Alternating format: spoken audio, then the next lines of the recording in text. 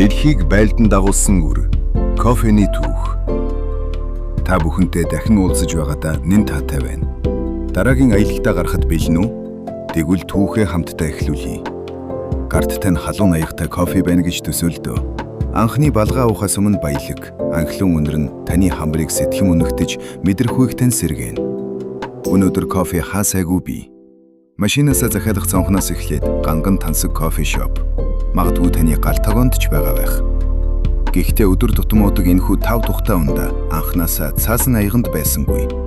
Үүний түүх бол бүжгэлдэг яма, эрэлхийг хулгайч нар, хаад ноёд, далайн дээрэмчид болон далайг гатлах аюул таялал зэргийг багтаасан 1000 гаруй жилийн турш үргэлжлэх баатарлаг адал явдал юм. Энэ бол кофений түүх. 1-р бүлэг. Кальтигийн домог ба бүжгэлдэг ямаанууд. Бидний түүх 9-р зууны үед Эфиопийн эртний үзэсгэлэн туудархар нутраас эхэлнэ. Домогтог үүснээр нэгэн үдэш Кальти химээх залуу ямаан сүргээ хариулж байжээ. Нэгэн өдөр тэр нэгэн хачирхалтай зүйлийг анзаарсан байна. Түүний ямаанууд юр бусын эрч хүчтэй болсон байв. Тэд бараг л хойд хөл дээрээ бүжиглэж, шүнжин чанга майлцгааж байлаа. Кальти үүнийг шалгаж үзээд тэднийг нэгэн нууцлаг утнаас тод улаан, энтов шиг жимс идэж байгааг олж мэдэв. Сануч зандаа хөтлөгдөн Кальти хідэн жимсийг амандаа хийжээ. Удалгүй тэрээр урд өмнө хизээж мэдэрч байгаагүй эрч хүч орж, нойрон сэрхийг мэдэрчээ. Тэрээр баярлсандаа жимсийг орон нутгийн сүн хідэд аваачиж өгөв. Гэвч тэргүүн зам түүнийг нь төдийлөн тоосонгүй. Тэрээр эдгээр жимсийг чөтгөрийн ажил гэж нэрлээд гал руу шидэж орхив.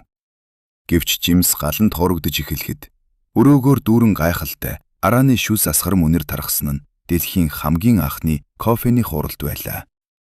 Лам нар хуурсан үрийг галаас хурдан гаргаж яваад нүдэж хадуулахын тулд халуун усанд дуусгасан байна. Лам нар тэрхүү бараан өнгөтэй шингэнийг уух үедээ энэ нь оройн урд залбирлын үеэр сэргэг байхад нь тусалдаг болохыг олж нээжээ. Ингээд шидэд үрийн нууц задарсан юм. 2-р бүлэг. Арабын дарсыг орлогч.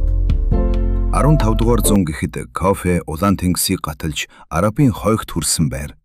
Арабчууд анх кофег өргөн цар хүрээтэйгэр ялангуяа одоогийн Йемен гэж нэрлэгддэг бүс нутагт тариалж ихэлсэн. Тэд үүнийг Мока хэмээх хөдөлгөөн ихтэй бом дотоос худалдаардаг байсан бөгөөд энэ нэрийг та өнөөдөр өөрийн дуртай шоколадтай кофенаас олж харах боломжтой. Исламын ертөнцид согтуурууд хундаг хоригддаг байсан тул кофе маш хурдан нийгмийн гол ундаа болжээ. Тэд үүнийг кахва гэж нэрлсэн бөгөөд энэ нь анх дарс гэсэн утгатай байсан ч эцэст нь кофе гэдэг үг болон хувирсан юм. Энд нэгэн хувьсгалт зүйл тохиолдсон нь кофений газрууд үүссэн явдал байлаа. Кахве ханах гэгддэг эдгээр олон нийтийн газрууд Мекка, Истанбул зэрэг хотуудад олноор нэгдэв. Тэдгээр нь дэлхий дээр урд өмнө гарч байсан ямар ч зүйлтэй адилгүй байв. Хүмүүс тийшээ зөвхөн кофе уух гэж очдоггүй. Тэд хөгжим сонсох, шатар тоглох, мэдээлэл сонсох, философийн талаар ярилцах гэж очдог байв. 3-р бүлэг. Кофений агуу хулгай. Арабын худалдаачид өөрсдөд нь архны уурхай байгааг мэдэж байсан бөгөөд үүнийг маш хатуу хамгаалдаг байв. Тэд өөр хэн нэгнийг тариалж ургуулахын тулд бүх кофений үрийг экспортлохоос өмнө буцалгаж эсвэл хуурдаг байжээ. Хэдэн 10 жилийн турш тэд хатуу ноёрхлоо тогтоосон юм.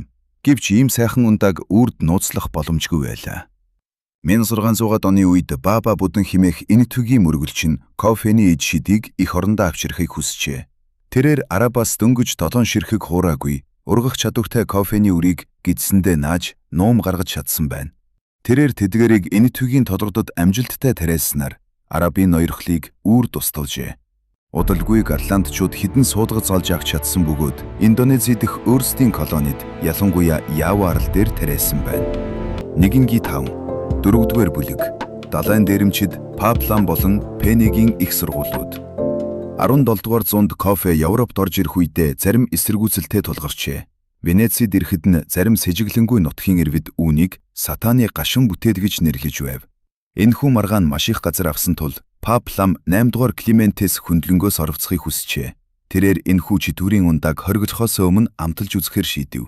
Нэг балгасны дараа тэрээр инээмсэглээд энэ сатаны ундаа үнэхээр амттай тул зөвхөн буруу номтнуудад онцгой орхиолгох нь харамсалтай хэрэг болно гэж хэлсэн гэдэг. Ингээд тэрээр кофег адсалж Европ даяар хүлээн зөвшөөрсөн байна.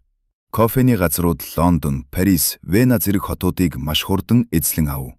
Англид тэдгээрийг пеннигийн их сургуулиуд гэж хочилдог байсан бөгөөд учир нь та ердөө нэг пеннигээр нэг аяг кофе хөдөлдөн авч тухайн үеийн хамгийн гайхалтай яриа өрнөж буй хүмүүсийн дунд суух боломжтой байлаа. 5 дугаар бүлэг.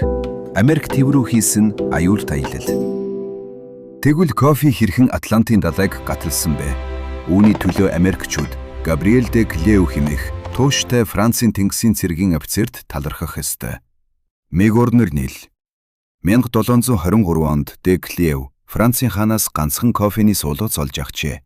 Тэрээр Карибын тэнгисийн Мартини Карлыг зөрөх хүлэг онгоцонд сув. Аялал сүрлээр дүүрэн байлаа. Тэд далайн дээрэмчдийн хардлагад өртөж асар том шуургыг давж гарсан бөгөөд эцэст нь хүлэг онгоц салхихгүйгээс болж зогсонгийн байдалд оров. Ундны ус аюултай хэмжээнд хүртэл багаслаа. Эрхэн зорилгодоо хөдлөгдсөн де Клео өөрт ногдсон багахан усаа жижигхэн кофений ургамалдаа хуваан өгч амьд үлдээсэн юм. Офицер болон ургамал хоёулаа амьд үлдэжээ. Карибын тэнгисийн хөрсөнд таригдсны дараа тэрхүү зэрэгтэй бяцхан суулгац маш сайн ургасан байна.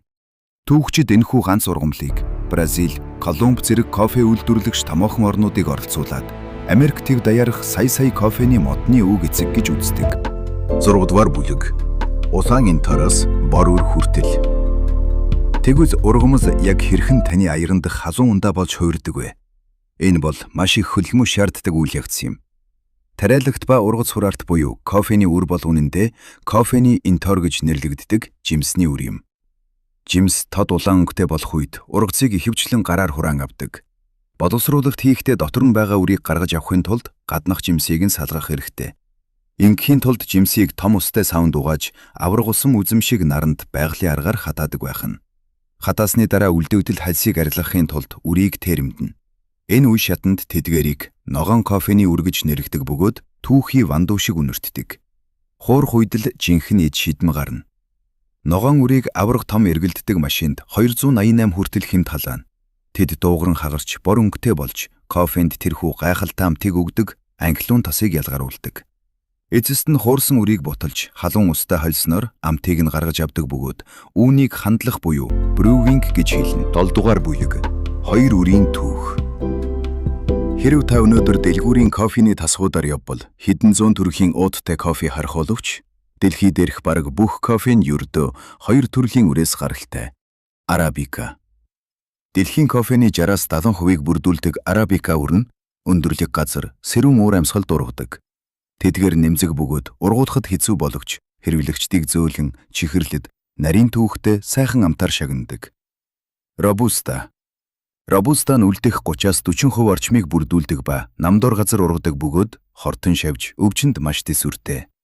Та язрааг нь хэрхэн мэдэх вэ гэж юу? Робуста бол яг л нэршгэ бат бөх. Энэ нь илүү хүчтэй, хурц, бараг л самрын эсвэл гашуун амттай бөгөөд арабикагаас 2 дахин их кофеин агуулдаг байх нь. Эдгээр үрнээс бид маш олон төрлийн ундааг гаргаж авдаг. Та нунтагсан кофег нэгт шахаж, даралттай усыг шахаж гаргаснаар жижиг боловч хүчтэй эспрессо хийж болно. Сонгодог шүлтүүртэй кофе хийхин тулд халуун усыг зөөлөн тусааж кофег хийн. Эсвэл маш зөөлөн амттай хүйтэн ханд хийхин тулд нунтаг кофег хүйтэн усанд 12-оос 24 цагийн турш дэвтээж болох бөгөөд энэ нь өнөөдөр дэлхийд даяар хамгийн алдартай кофений ундаануудын нэг болоод байна. Мөчрөөс аяг хүртэл. Өнөөдөр кофеуд дэлхий дээрх хамгийн их худалдаалдаг хөдөө аж ахуйн бүтээгдэхүүний нэг юм. Энэ нь экваторыг тойрсон дэлхийн кофений бүс дургаж ойролцоогоор 25 сая тариаланч гэр бүлийн амжиргааг залгуулж байна. Дараагийн удаа кофений ботлуурын дууг сонсох эсвэл хуурсан гүн үнэрийг үнэрлэхдээ түүний туусан аяхийн талаар нэг хорон бодоод үзээрэй. Этиопийн сонуч яманаас эхлээд мөргөлчнийг эдсэндээ наасан хулгайн үр хүртэл Европын пеннигийн их сургуулиудаас жижигхэн ургамалтай усаа хуваалцах Франц усан цэрэг хүртэл тэрхүү энгийн нэг аяг кофе дэлхийн түүхийг бүхэлд нь агуулж байдаг юм. Дараагийн дугаараар ямар түүх сонсмоор байна? Сэтгүүлдэл хэсэгт бичээд үлдээвэл сонсолж таны сонголтоор дараагийн эхлэлгээ бэлдээ. Хэрв энэ түүх танд таалагдсан бол лайк, үргэлжлүүлэн сонсох бол subscribe товчийг дараарай. За ингээд дараагийн подкаст дээрээ дахин уулзъя. Мэддэгч мэддэггүй түүхүүд.